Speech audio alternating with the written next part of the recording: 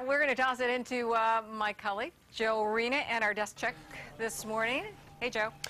Hey, Victoria. Yeah, we're in the newsroom right now, and just a difficult day right now. Yeah, it is, Joe. I mean, I'm a father and a grandfather, and when it doesn't stop affecting us here when we hear these stories. It really doesn't. I mean, we have a 14-year-old child dead. We have a grief-stricken family. We're going to have a middle school dealing with that. A 22-year-old under arrest now in what turned out to be a hit-and-run accident in Lancaster last night. So as we kept on following the story from last night, Nalina was out there early this morning. The neighbors started waking up and coming out and talking to her. And they heard what happened and came out, and it's very similar in almost a haunting way to the Corisanti case. The neighbors chased after the car and found it, and the neighbors say the person was wiping off the car.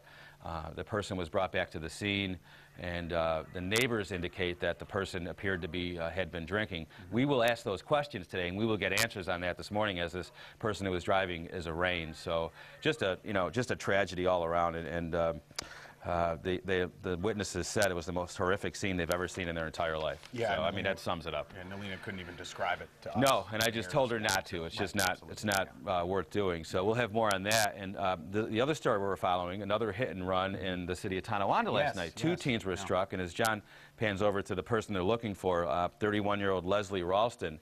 I just found out about a minute ago from the police that his attorney has contacted them, and he will be turning himself in this morning. All right. He's accused of striking two teenagers and leaving. You might ask yourself, how did they get his picture? I suspect the person that bailed out of the car that supposedly hit these kids probably revealed to them who was driving, so that's probably how that happened. All right, Russ, that's all the time we have right now. Obviously a busy day here on News 4. The Corisanti trial resumes in just a little bit. We'll be there live at noon, and you can check us out on WIVB.com throughout the day for all the updates on these stories. Right now, though, we're going to send it back into the Wing Hit studio.